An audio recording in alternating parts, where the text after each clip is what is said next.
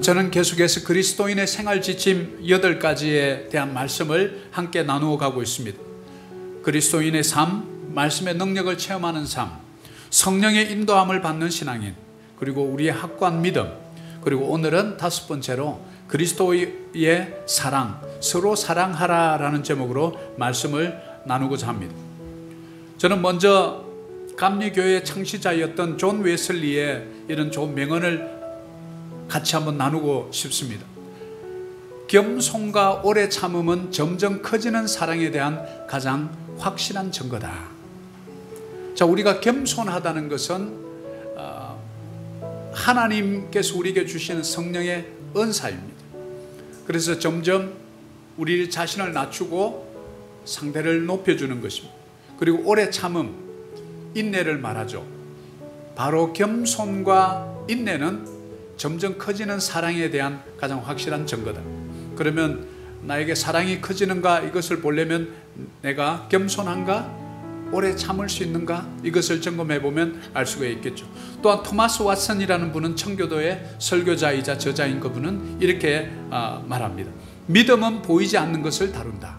그러나 하나님은 보이지 않는 사랑을 싫어하신다. 제가 이 토마스 왓슨 이 말을 인용을 안 하려고 그랬어요. 제가 좀 찔리는 게 있더라고요. 보이지 않는 사랑을 싫어하신다. 그래서 어떤 분들은 그렇게 말합니다.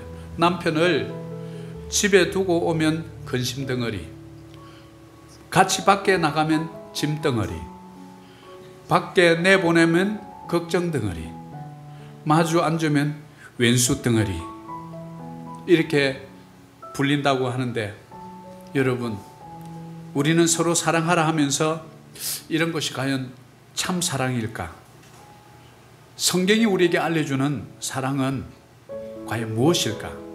이것이 바로 오늘 주제입니다. 그러면 우리 세상 사람들이 보는 그런 사랑, 그리고 하나님이 우리에게 요구하는 성경적 사랑에는 어떤 차이가 있을까? 오늘 바로 우리가 읽었던 요한일서 4장 11절은 사랑하는 자들아, 이렇게 부릅니다. 하나님께서 우리를 부를 때 사랑하는 자들이라고 불러주시는데, 그래서 우리에게 요구하는 것이 무엇인가 봤더니 하나님이 이같이 우리를 사랑하셨은즉 우리도 서로 사랑하는 것이 마땅하도다. 바로 성경의 사랑은 우리가 서로 사랑하는 것이 마땅한데 그것보다도 먼저 선결되어야 되는 것이 있다는 것을 알려줍니다. 하나님이 우리를 사랑하는 것을 먼저 깨닫는 것입니다. 하나님이 십자가에서 우리의 죄와 모든 허물을 대신해서 그 십자가의 구속의 사랑을 우리에게 알려주지 않았다면 우리는 어쩌면 하나님께서 요구하는 그런 사랑을 할 줄 모르고 우리가 감정으로만 느끼는 그런 에로틱한 사랑밖에 할 줄 모르는 그런 사람이 될지 모릅니다. 그래서 먼저 사랑의 근원이 뭔가, 요한일서 4장 7절이 우리에게 그럼 그 사랑의 깊은 뿌리는 무엇인지를 알려줍니다. 같이 한번 읽어보겠습니다. 사랑하는 자들아, 우리가 서로 사랑하자. 사랑은 하나님께 속한 것이니 사랑하는 자마다 하나님으로부터 나서 하나님을 알고. 자, 여기서 중요한 교훈 하나를 우리에게 가르쳐 줍니다. 우리가 서로 사랑하자. 그런데 사랑은 누구에게 속한 것입니까? 하나님께 속한 것이다. 하나님께 속한 것이니 사랑하는 자마다 하나님으로부터 나서 하나님을 알고, 하나님에 대한 사랑을 우리는 알아야 합니다. 이 세상에는 4가지 종류의 사랑이 있습니다. 첫 번째는 에로스의 사랑입니다. 이것은 바로 사랑과 정욕이죠. 우리 남녀 간의 깊은 사랑. 그리고 두 번째는 스토록의 사랑. 이거는 부모 자식 간의 그런 피로 얽힌 사랑을 스토로게라고 합니다. 그리고 세 번째 사랑은 필리아라는 사랑이 있습니다. 필리아는 친구 간의 우정을 말할 때 필리아입니다. 바로 다윗과 요나단의 그런 우정을 필리아 또는 필로스의 사랑이라고 말합니다. 그리고 네 번째는 아가페의 사랑입니다. 이 아가페 사랑은 거룩하고 무조건적인 사랑입니다. 그래서 이 4가지 사랑, 에로스, 스토로게, 필리아, 아가페, 이 4가지의 사랑을 이렇게 한마디로 요약할 수 있습니다. 인간은 에로스의 사랑으로 태어나고 스토로게의 사랑에 의해 양육받고 필리아의 우정으로 다듬어지고 아가페 사랑으로 완성된다, 이렇게 말합니다. 남녀 간의 그런 에로스의 사랑이 없으면 여러분들이 이 자리에 있지 못했을 것입니다. 그리고 스트로게의 부모님의 그 진한 사랑에 의해서 우리가 이렇게 양육받고 이렇게 성장했지요. 그리고 세상에 나가서 친구들 간의 필리아의 우정으로 우리가 다듬어집니다. 나의 모난 부분을 알게 되고요, 상대에게 배울 것이 있다는 것을 알게 되고, 내가 뭔가 친구에게 손을 내밀어서 도와줄 수 있는 도움의 손길이 되어줄 수도 있다는 것을 깨닫게 되지요. 그리고 가장 소중한 것은 바로 이 땅에서 사람으로부터 얻을 수 없는 하나님만이 오직 줄 수 있는 무조건적인 사랑, 거룩한 사랑을 하나님으로부터 배울 때, 그 아가페의 사랑을 배울 때 드디어 우리 인생이 완성된다라고 말해주는 것이죠. 그러면 하나님은 과연 누구를 사랑하시는가? 이것은 너무나 중요한 주제입니다. 저와 여러분이 너무나 잘 암송하고 있는 요한복음 3장 16절이 너무나 아주 간결하게 이 사랑을 우리에게 이야기해 줍니다. 하나님이 누구를 사랑하실까요? 하나님은 세상을 이처럼 사랑하신답니다. 자, 여기서 세상이라는 단어는 두 가지 의미가 있습니다. 바로 우리가 살아가는 이런 the world, 이 세상이 있고요, 그 다음에 저와 여러분을 세상이라 이렇게 성경은 지칭합니다. 그래서 바로 요한복음 3장 16절에서 이야기하는 세상, the world는 저와 여러분입니다. 그래서 이 말씀을 읽을 때는 늘 하나님이 세상을 이렇게 할 때 하나님이 자기의 이름을 집어넣어 보는 거예요. 자, 한번 자기 이름을 집어넣어서 우리 한번 읽어볼까요? 하나님이 박진호를 이처럼 사랑하사 독생자를 주셨으니 이는 그를 믿는 자마다 멸망하지 않고 영생을 얻게 하려 하심이라. 여러분 어떠신가요? 하나님의 그 사랑이 좀 가슴에 오나요? 하나님이 나를 이처럼, 어떻게처럼요? 십자가에서 그 6시간 동안 나의 모든 죄를 다 쏟아내고 허물을 다 쏟아낸 그 십자가의 고통, 그처럼 나를 사랑했다. 내 생명을 대신해서 사랑했다는 거예요. 이 세상에 아무리 사랑해도 생명을 대신해 주기는 참 쉽지 않습니다. 그것도 전 인류의 죄를 대속하기 위해서 이 땅에 오셔서 십자가에서 그 오전 9시부터 오후 3시까지 6시간 동안 매달려서 점점 피를 흘리며 극심한 두통과 고통 속에서 바로 저와 여러분을 낳은 거예요. 영적으로 낳은 겁니다. 그래서 누구든지 그를 믿는 자마다 멸망치 않고 영원히 사는 바로 축복을, 영생의 선물을 우리에게 주셨다는 거예요. 이것이 바로 뭐냐면 하나님의 사랑입니다. 바로 이런 사랑 우리는 참 하기가 쉽지 않은 것 같습니다. 그래서 하나님이 독생자 예수 그리스도를 이 땅에 보내서 그런 사랑을 우리에게 보여주고 싶었고, 그 사랑만이 우리를 구원할 수 있었기에 하나님은 그런 방법을 쓰실 수밖에 없었습니다.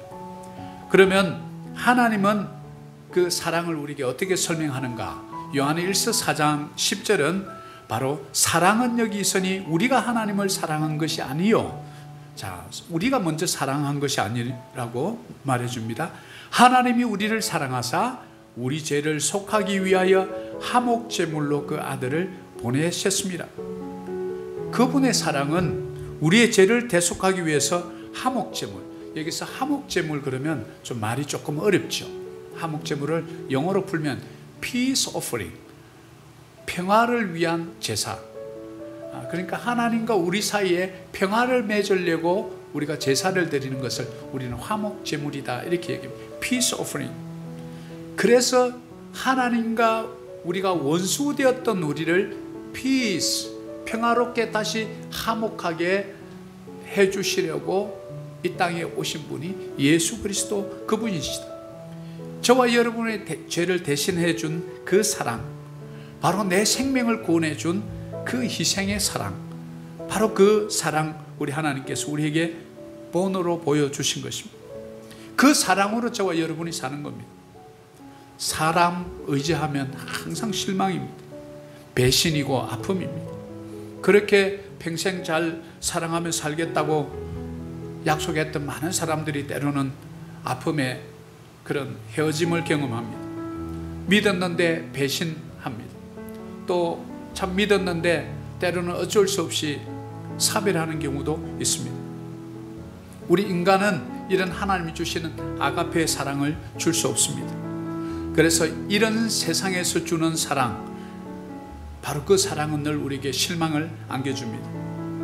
그래서 어쩌면 세상이 줄 수 없는 어떤 사랑, 영원한 사랑, 우리 속에 갈급한 그 사랑, 바로 그 사랑이 그리워서 어쩌면 많은 사람들이 교회로 모여드는지 모릅니다.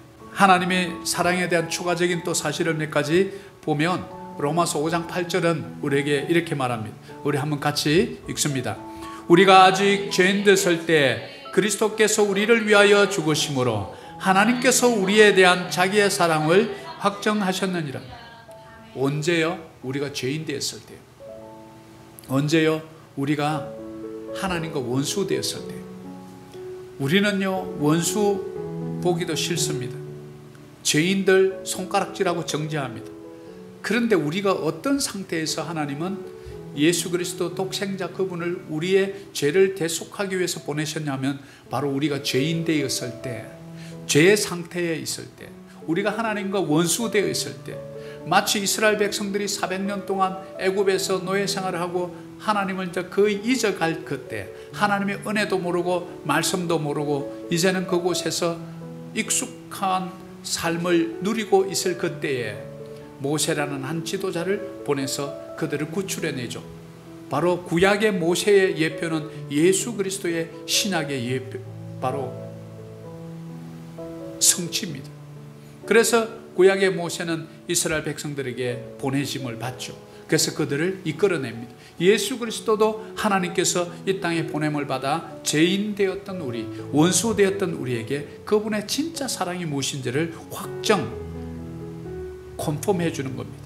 그러면 이런 하나님의 사랑을 끊을 수가 있는가? 바로 우리는 로마서 8장 38절의 말씀처럼 내가 확신하노니 사망이나 생명이나 천사들이나 권세자들이나 현재일이나 장래일이나 능력이나 높음이나 깊음이나 어떤 피조물이라도 우리를 우리 주 예수 그리스도 안에 있는 사랑에서 끊을 수 없습니다. 아멘. 우리 인간의 사랑은 늘 한계와 불완전성을 가지고 있습니다. 그래서 평생 사랑할 것 같지만 또 때로는 서로 이별의 아픔을 겪게 됩니다. 바로 성경에서 보는 사마리아 우물가의 여인의 이야기는 바로 우리 인류를 대표하는 영적 사랑의 기가를 여과없이 우리에게 보여주는 교과서와도 같습니다. 남편이 5이 있었지만 6번째 살고 있지만 그 6번째 남편이 진짜 남편이 아니라 예수님께서 지적합니다. 그 속에서 솟아나는 갈급한 그 사랑에 대한 갈급함. 그래서 첫째 남편, 둘째 남편, 5번째 바꾸고 6번째 하고 살아봐도 여전히 그 속에서는 채워지지 않는 그 사랑. 바로 우리 인생은 영원으로부터 왔기 때문에 우리는 영원을 사모하는 본성이 우리 속에 있다는 사실을 저와 여러분이 꼭 기억해야 합니다. 우리는 잠시 살다가 죽는 존재가 원래부터 아니었어요. 그래서 영원이라는 것을 맛본 자들이기에 늘 이 땅에 유한한 인생을 살아가면서도 영원을 사모한다는 거죠. 그래서 영원한 생명을 그리워하는 거예요. 그러면 하나님께서 강조하신 사랑에 2가지 계명이 있습니다. 우리 마태복음 22장 37절을 보면 예수께서 이르시되, 한번 같이 읽습니다. 내 마음을 다하고 목숨을 다하고 뜻을 다하여 주 너희 하나님을 사랑하라 하셨으니 이것이 크고 첫째 되는 계명이요 둘째도 그와 같으니 내 이웃을 내 자신같이 사랑하라 하셨으니. 자, 하나님이 강조하신 바로 2가지 계명은 한 가지로 짜면 사랑입니다. 자, 먼저는 하나님 사랑입니다. 자, 여기서 먼저 크고 첫째 되는 계명을 내 자신을 사랑하듯이 이웃을 사랑하라 그러지 않고 먼저 주 너희 하나님을 사랑하라 이렇게. 우리는 사랑에도 순서가 있다는 걸 알 수 있어요. 주 너희 하나님을 사랑하라, 이것이 첫 번째 크고 첫째 되는 계명이다. 하나님을 사랑할 수 있는 자가 그 다음에 무엇을 하냐면 내 자신을 사랑할 수 있다. 우리는 이곳에서 내 이웃을 사랑하라 이 얘기는 수없이 많이 들었어요. 그런데 내 자신을 자신 가치라는 것에 우리는 많은 가치를 두지 않았어요. 그러면 두 번째 중요한 것은 실제로 뭐냐면 여러분 자신을 사랑하는 거예요. 여러분 자신을 사랑해야 그 다음이 이웃을 사랑하는 거예요. 그럼 순서가 뭡니까? 하나님의 사랑을 먼저 알아야 돼요. 하나님의 사랑 모르고 세상에서 사람 사랑하다 얼마나 많이 눈물 흘리고 피눈물을 쏟아냅니까? 그러나 하나님의 사랑을 알면 인간의 사랑이 실패하더라도 때로는 눈물겨도 그 사랑을 내려놓을 수 있는 거예요. 하나님의 사랑으로 살아갈 수 있다고요. 그러면 하나님 사랑을 깨달은 자는 내가 소중한 자라는 것을 깨닫게 돼요. 그럼 내 자신을 사랑하게 돼요. 여러분 자신을 얼마나 사랑하시나요? 그러면 순서가 하나님 사랑을 먼저 맛본 자들은 그 다음에 내 자신을 사랑할 수밖에 없다. 그럼 내 자신을 사랑하는 사람들은 누구를 사랑하냐면 내 주위의 이웃에게 그 사랑을 받아서 사랑할 수 있다는 거죠. 이것을 바로 십계명에서 고스란히 우리에게 알려줍니다. 십계명에서 바로 1계명부터 이 4계명까지는 하나님 사랑을 알려주죠. 5계명부터 10계명까지 이웃 사랑을 우리에게 알려주거든요. 그런데 하나님께서는 또 우리에게 3계명을 주셨습니다. 예수님께서. 그래서 요한복음 13장 34절에 보면 새 계명을 너에게 주노니. 자, 그러면 헌 계명이 있다는 것을 전제로 할 때 새 계명이라는 말이 성립이 되죠. 그럼 그것은 무엇입니까? 바로 모세가 시내산에서 받았던 십계명입니다. 십계명은 10가지 계명, 즉 1계명부터 4계명까지는 하나님 사랑, 5계명부터 10계명까지는 이웃 사랑, 이것을 알려줬는데 이것을 율법학자들 또 바리새인들 또 사두개인들은 이걸 몇 개로 또 쪼개서 만드냐면 이것을 전부 613개 조항으로 만들어요. 그래서 613개 중에 248가지는 뭐 하라 하면 하라, do, 이게 248가지. 그 다음에 365가지는 뭐냐면 don't, 하지 마라. 이것을 613가지로 율법의 조항들을 만들었어요. 유대인들이 그토록 지키려고 했던 거예요. 그게 뭐냐? 바로 토라, 모세 오경을 우리에게 알려주죠. 하나님 사랑이 첫째 되고 큰 계명이다. 그 다음 두 번째, 네 이웃을 내 몸과 같이 사랑하라. 이것이 두 번째 계명이다라고 둘째 계명으로 딱 압축을 해줬어요. 그래서 십계명에서 613가지로 갔다가 이것을 예수님 시대 때 다시 이것을 딱 두 가지로 하나님 사랑, 이웃 사랑으로 정리해주고 나중에 요한서에 와서는 이 두 가지 하나님 사랑, 이웃 사랑을 한 가지로 요약해 주는데 그것이 뭐냐? 서로 사랑하라. 그러면 우리 사랑의 수준이 어디까지 올라가면 좋은가? 우리는 이것을 한번 질문해 볼 수밖에 없습니다. 마태복음 5장 44절은 나는 너희들에게 이르노니 너희 원수를 사랑하며 너희를 박해하는 자를 위하여 기도하라. 너희 원수를 사랑하라. 솔직히 원수 사랑 잘 됩니까? 저도 이렇게 참 교회에서 이렇게 참 힘들게 하는 분을 원수 같이 이렇게 보면 그냥 성질나고 하던 사람을 참 용서하기가 쉽지 않더라고요. 오래 걸리더라고요. 나의 이성과 나의 감정으로는 도저히 용서가 안 되더라고요. 그런데 결국은 십자가 아래서 기도하다가 너의 아픔이 내가 겪었던 아픔보다 더 크더냐 이렇게 좀 여쭤보는 것 같아요. 그래서 제가 가만히 생각해 보니까 내가 겪는 고통은 그렇게 채찍을 맞고 뒤에 등에 살점이 다 찢어져 나오고 머리에 가시관 씌우고 침을 뱉으며 그 가시관을 때리고 우리는 손가락 밑에 조그만 가시 하나만 들어가도 아파 죽겠다 그러는데 머리에 그 큰 가시가 박히고 손에다 대못을 박아서 발에다 박고 십자가에 걸어놓아서 바짝 말려 죽는 건데 피를 조금씩 흘리면서 엄청난 두통과 함께 숨을 한번 쉬려면 무릎에 힘을 줘서 발을 밀어 올릴 때마다 등에 있는 그 다 벗겨진 가죽이 벗겨지는 그 고통 6시간의 고통 그만큼 네가 아프더냐. 제가 그런 내적인 질문 앞에 그만큼은 아프지 않았습니다.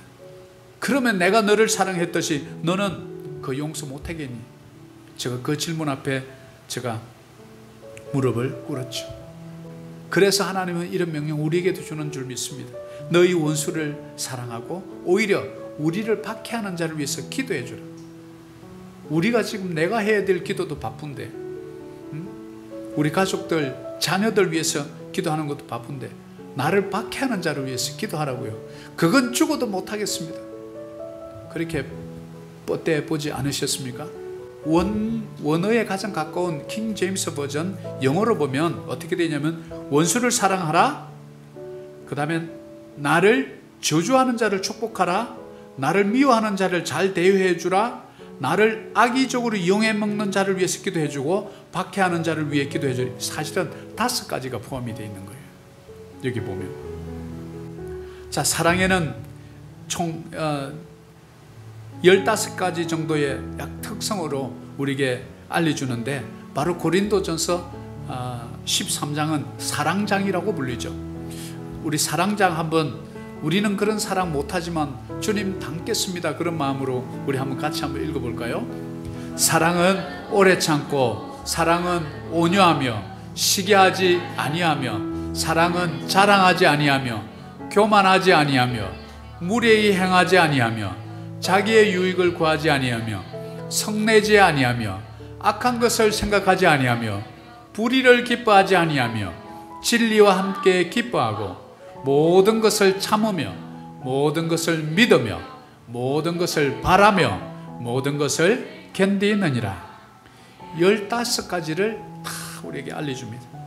근데 주로 뭐에 대한 것인가 보니까 우리의 성품, 우리의 태도, 우리의 인격적인 부분이라는 것을 알 수 있어요. 오래 참아주는 것, 온유한 것, 자랑하지 않는 것, 교만하지 않는 것, 우리의 그리스도인의 성품이죠. 우리의 태도는 어떤가요? 무례하지 않는 것. 우리의 인격은 자기의 유익을 굳지 않고, 분노하지 않고, 악한 것 생각하지 않고, 또 인내, 믿음, 소망, 사랑, 이런 것들을 우리에게 알려줍니다. 자, 그러면 우리는 어떻게 사랑해야 하는가? 예수님은 이렇게 우리에게 알려주는데 우리는 그러면 어떻게 사랑해야 하는가? 요한일서 3장 18절입니다. 자, 한번 크게 읽어봅니다. 자녀들아, 우리가 말과 혀로만 사랑하지 말고 행함과 진실함으로 하자. 읽으니까 막 찔리죠. 말과 혀로만 사랑하지 말고 행함과 진실함으로 하라.